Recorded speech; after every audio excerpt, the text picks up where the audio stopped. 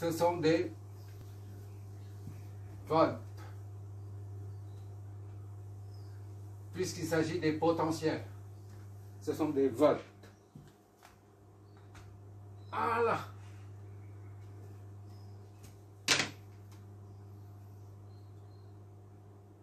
Voilà. Ici, il n'y a que 3 mètres carrés d'espace de travail. Je suis désolé. Ah, c'est tellement dur. C'est la misère. C'est la misère. Bon. Maintenant, à partir de là, qu'est-ce qu'on fait? On va en déduire les courants à partir de ces équations. Parce qu'on a V3, V2 et V1. V3, V2, V1. Il suffit de en déduire. À partir de l'équation 1, on a I1 est égal à 10 moins V3. 10 moins V3, je remets, divisé par 4. Donc, 10 moins V3, c'est combien? 4,2 divisé par 4.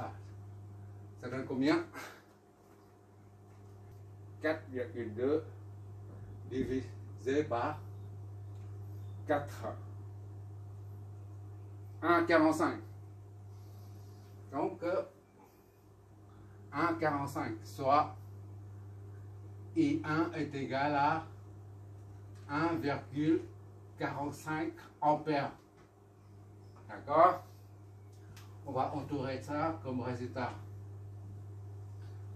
Maintenant, c'est I2. On part de cette équation 2. J'ai bien fait de numéroter. Comme ça nous permet de repérer facilement. I2 est égal à 10 moins V2 sur I2, 10 moins V2 sur 2, soit 10 moins V2, 9,2 divisé par 2. Ça nous donne combien ça? 10 moins 9,2 divisé par 2. 0,4. I2 est égal à 0,4. Ainsi, on met ici I2 est égal à 0,4 ampères ou 400 milliampères. D'accord? Et I3, ça part de l'équation 3. Est égal à V2 sur 8. Soit V2 c'est égal à 9,2 divisé par 8.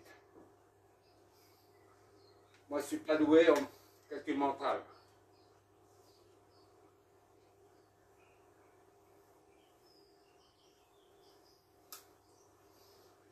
1,15.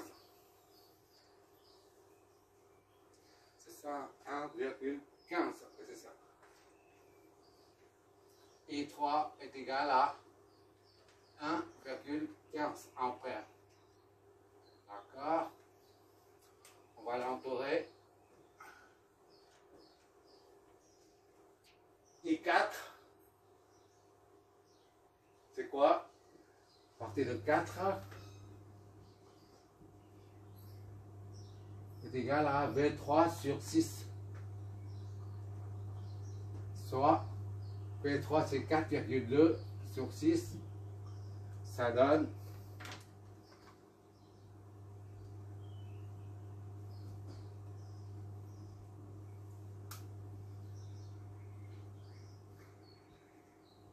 0,7.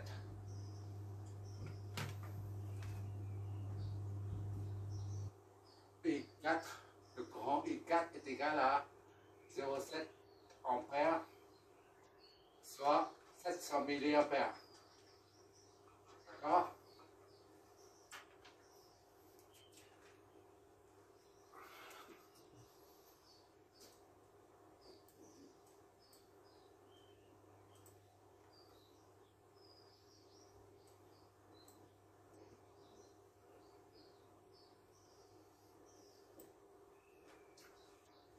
I5, comment on trouve? Il n'y a pas d'équation. I1, il y a l'équation. I2, il y a l'équation. Ici, I3, I4. Mais ici, il n'y a pas. Pour I5, il n'y a pas d'équation liée au potentiel. Donc, il suffit d'utiliser la loi des nœuds. On voit que ici, I5, I1 est divisé par, est scindé en deux, en I4, I5. D'accord? Il suffit de mettre I4 plus I5 est égal à I1. I4 plus I5. D'accord? I4 plus I5, c'est égal à I1. Là. I1 qui arrive ici est partagé en deux. I1. Donc, I5 est égal à I1 moins I4. D'accord? I5 est égal à I1. I1 c'est 1,45. Moins I4 c'est 0,7. I5 est égal à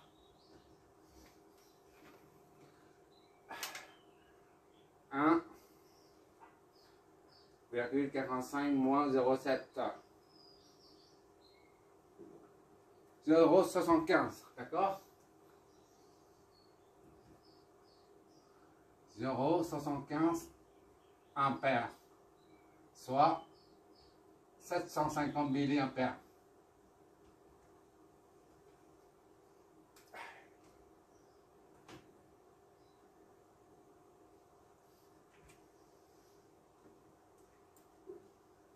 Voilà, tout est terminé là. On a trouvé les potentiels, tous les potentiels. V1, V2, V3. V1, V2, V3. Les courants I1, I2, I3, I4, I5. I1, I2, I3, I4, I5. On a tout trouvé là. Maintenant, on peut vérifier. On vérifie V23 par exemple. V23. Checklist. Vérification. V23. On part d'ici, là, V23 est égal à V20, V2 moins V2, V3. D'accord? V23 est égal à V2 moins V3. Donc c'est 9,2 moins V3, c'est 4,2. C'est égal à combien ça? 5 volts.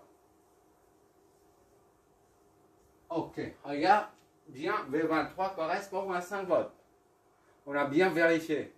Maintenant, on vérifie V10. V10 est égal à V1 moins V0. Or, V1 est égal à 10. Moins V0, c'est 0. Ça donne 10 volts. OK aussi. Là, V10, c'est 10 volts. On a trouvé là. D'accord? V10 aux bornes de la source tension qui est VA égal à 10. On peut vérifier aussi que I3 plus I4 est égal à I0. D'accord? I3 plus I4, ça donne I0. I3, c'est ça. Plus I4, c'est ça. Ça fait 1,85. I3 plus I4. Plus I4. Est-ce que est égal à I0? Ah oui, on n'a pas encore calculé I0. Donc I3 et 4 égale I0. Ou alors, on calcule I0, on calcule I0 ici. On a I1, I2, I3, I4, mais sauf I0, on n'a pas eu. Or, I0 est égal à I1 plus I2. Ici, là, I1 plus I2.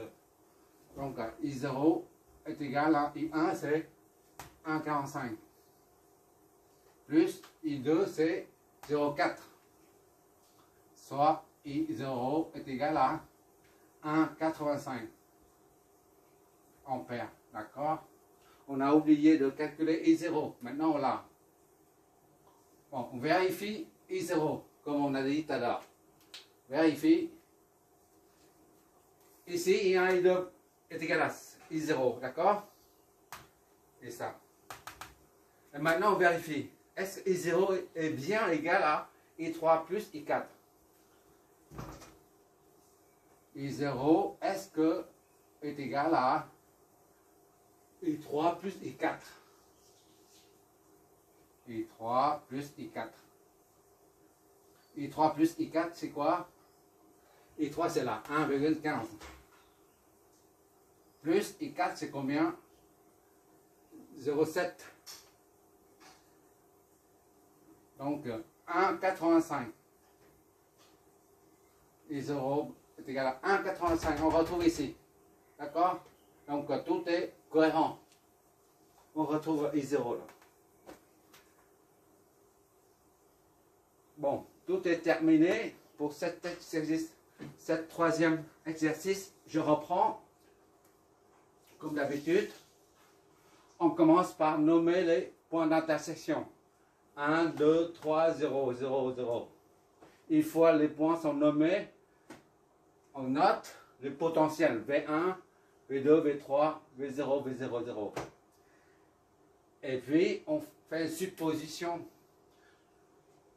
qu'il y a un courant IO qui sort d'ici. De même, un autre courant qui sort. Ce n'est qu'une supposition. Et à partir de ces deux courants, on en déduit les autres courants. D'accord? Du moment qu'on connaît le sens des courants, on en déduit via la convention de récepteur les tensions aux bornes de chaque élément, que ce soit une source de tension, source de courant ou un récepteur. Voilà, on dessine les flèches. Pour une source de tension, les deux flèches, flèche courant et flèche tension, dans le même sens. Même sens. Pour un récepteur, les deux flèches s'opposent. Flèche de courant, flèche tension s'opposent. Idem ici. Un récepteur. Ici, c'est pareil. Et à partir de là, tout est fléché. On a toutes les flèches. On peut appliquer la loi d'Ohm. Ici, on a appliqué la loi d'Ohm. Pour quoi faire? Pour pouvoir exprimer les courants en fonction des potentiels que l'on cherche à connaître. D'accord? I1 est exprimé en fonction du potentiel au point 3. Ici, c'est pareil. I2 est exprimé en fonction des potentiels. I3, pareil. I4, pareil. Et à partir de ces courants, on les combine. On combine ces équations. La combinaison de ces courants forme une autre équation qui ne contient que des potentiels. Voilà. On a une équation où il y a un seul potentiel V1. La deuxième équation contient deux potentiels, V2, V3. On a trois potentiels. Il faut trois équations pour pouvoir les résoudre. C'est la raison pour laquelle on les combine. Là. On a déjà une, on a déjà deux, il manque la troisième. On se débrouille pour trouver la troisième. Et grâce à la loi des nœuds, on égalise la somme de ça avec ça. D'accord? Pour former la troisième équation contenant les potentiels. Et enfin, on en déduit la troisième équation, qui contient que deux potentiels. C'est suffisant. Il suffit de rajouter 0, V1. Voilà. Manquant. Et à partir de ces trois équations, on forme un système d'équations à résoudre qui contient les trois inconnus. Et par la voie matricielle, on arrive à V1, V2, V3. Les trois potentiels. Et à partir des équations initiales, là, avec les potentiels trouvés ici, on calcule les courants. D'accord? C'est pas compliqué, hein? Bon. Le prochain exo sera axé sur les sources dépendantes. Sources de courant ou sources de tension dépendantes. D'accord? crois que tu as bien maîtrisé le truc parce que c'est très très détaillé. Il suffit de revoir tranquille, avec la tête, sereine, tranquillement. D'accord? Merci d'avoir regardé.